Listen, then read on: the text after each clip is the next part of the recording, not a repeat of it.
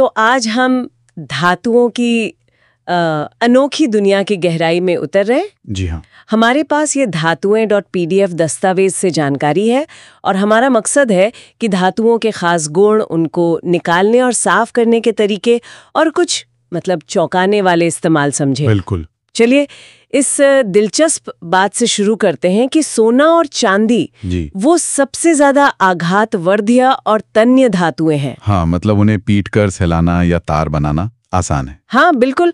और पारा वो तो कमरे के तापमान पर तरल रहता है। जी। और देखिए, परिभाषा के हिसाब से धातुएं वो तत्व हैं जो आसानी से इलेक्ट्रॉन देकर धनायन पॉजिटिव आयन्स बनाते हैं। अच्छा। और ये आमतौर पर ऊष्मा और बिजली के अच्छे सुचालक होते हैं। हाँ। जैसे आपने सोने चांदी का जिक्र किया, उनकी आघातवर्ध्यता और तन्यता तो कमाल की है, इसीलिए गहने वगैरह में इतने चलते हैं। सही बात है।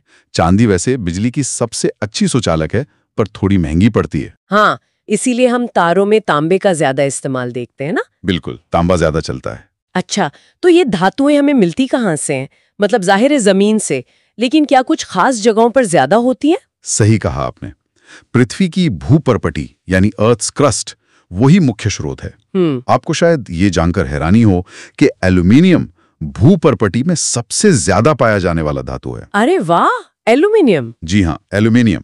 उसके बाद फिर लोहा आता है, फिर कैल्शियम वगैरह। अच्छा। और ये शुद्ध रूप में कम ही मिलते हैं, ज्यादातर यौगिकों के रूप में होते हैं, जिन्हें हम खनिज मिनरल्स कहते हैं। खनिज और अयस्क ओर्स, इनमें क्या फर्क है? अयस्क शब्द ज्यादा सुनने में आता है। हाँ, अच्छा सवाल है।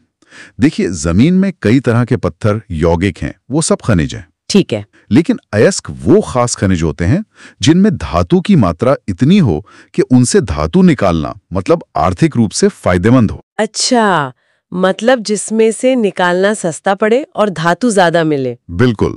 जैसे बॉक्साइट वो एल्यूमिनियम का अयस्क है, और अयस्क से शुद्ध धातु निकालने की पूरी जो प्रक्रिया है, हाँ, उसे धातुकर्म या मेटलर्जी कहते हैं। धातुकर्म। इसमें तो कई कदम होते होंगे। मैंने वो गैंग, फ्लक्स, धातुमल जैसे शब्द सुने हैं। हाँ बिल्कुल। अयस्क के साथ ना अक्सर मिट्टी, रेत जैसी अशुद्धियां मिली होती हैं। इन्हें गैंग कहते हैं। गैंग। हाँ।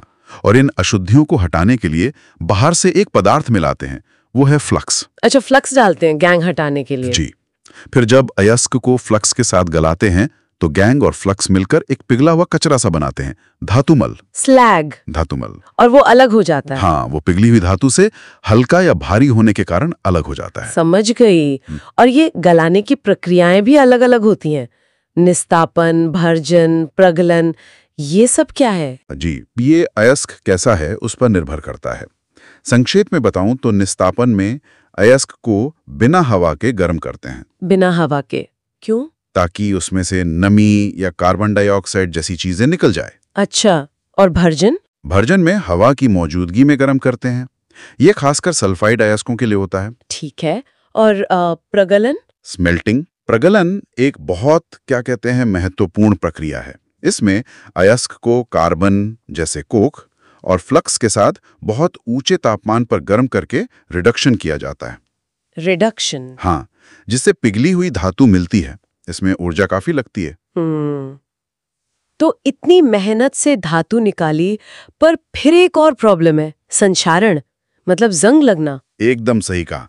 प्रकृति एक तरह से धातुओं को उनके अयस्क वाले रूप में वापस ले जाना चाहती है। हाँ। संक्षारण हवा, नमी या रसायनों की वजह से धातु का धीरे धीरे खराब होना। लोहे में जंग लगना सबसे आम उदाहरण है। हाँ, वो तो दिखता ही है। और इसके लिए नमी और ऑक्सीजन दोनों जरूरी हैं।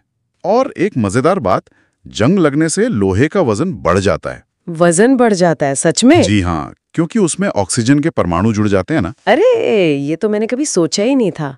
तो इससे बचाने के लिए क्या करते हैं? पेंट या तेल तो लगाते ही हैं। वो यशद लेपन क्या होता है? हाँ, पेंट या तेल तो एक परत बना देते हैं ताकि हवा, नमी धातु तक न पहुंचे। ठीक है। यशद लेपन यानी गैल्वनाइजिंग, उसमें लोहे पर जस्ते जिंक की एक पतली परत चढ़ा देते हैं। जिंक की परत? उससे क्या होता है? जिंक जो है वो लोहे से ज्यादा क्रियाशील है, तो अगर कहीं खरोच वगैरह लग भी जाए तो पहले जिंक खराब होता है, लोहा बचा रहता है। अच्छा, ये तो बढ़िया तरीका है। और विद्युत लेपन? विद्युत लेपन, इलेक्ट्रोप्लेटिंग, भी एक तरीका है। उसमें बिजली की मदद से किसी दूसरी कम क्रियाशील या ज्यादा सुंदर दिखने वाली धातु की परत चढ़ा देते हैं। चलिए अब कुछ खास धातुओं पर आते हैं।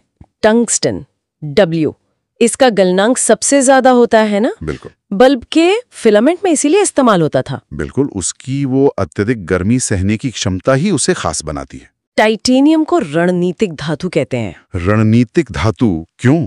क्योंकि ये बहुत मजबूत है, हल्का है और इस पर जंग भी आसानी से नहीं लगता। अच्छा। तो हवाई जहाज, मिसाइल, रक्षा उपकरण, इनमें बहुत काम आता है। और वो मूर्खों का सोना फूल्स गोल्ड, वो क्या चीज है? हाँ, आयरन पाइराइट्स।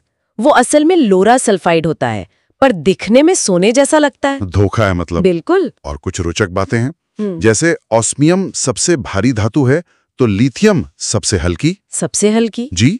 और सोडियम और पोटेशियम इतने मुलायम हैं कि चाकू से कट जाते हैं, पर हवा पानी से बहुत तेजी से क्रिया करते हैं। हाँ, वो तो सुना है। और सिल्वर आयोडाइड, उसका क्या उपयोग है? सिल्वर आयोडाइड का इस्तेमाल कृत्रिम बारिश कराने में, मतलब क्लाउड सीडिंग में होता है। कृत्रिम बारिश, कमाल है। जिंक ऑक्साइड को फिलोसोफर वूल या यशद पुष्प भी कहते हैं, ये भी नाम सुना है। जी हाँ। और एल्यूमिनियम के लिए बॉक्साइट अयस्क मुख्य स्रोत है, जैसा हमने बात की। इस्तेमाल तो पता ही है, हवाई जहाज से लेकर घरों के बर्तनों तक में। सही बात है। हर धातु का अपना एक खास गुण और उपयोग है।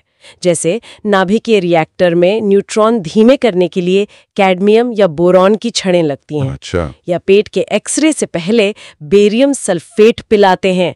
वो एक्सरे को रोकता नहीं, जिससे पाचन तंत्र साफ दिख जाता है। ये सब दिखाता है कि धातुएं हमारे जीवन के लिए कितनी अहम है। बिल्कुल। वाकई। तो हमने देखा कि धातुओं में कितनी विविधता है, उन्हें पाना कितना जटिल काम है, जंग से बचाना कितना जरूरी है, और हर धातु का अपना एक खास काम है। सही। चाहे वो एल्यूमिनियम की इतनी ज्यादा मात्रा हो या टंगस्टन का इतना ऊंचा गलनांक। जी हाँ। और ये हमें सोचने पर भी मजबूर करता है कि भविष्य में जैसे जैसे हम नई मिश्र धातुएं, मतलब एलॉयज बनाएंगे या धातुओं को निकालने की और बेहतर तकनीकें आएंगी, हाँ, तो हमारे जीवन में और क्या बदलाव आ सकते हैं? धातुओं पर हमारी निर्भरता का स्वरूप आगे कैसे बदलेगा? ये सोचने वाली बात है।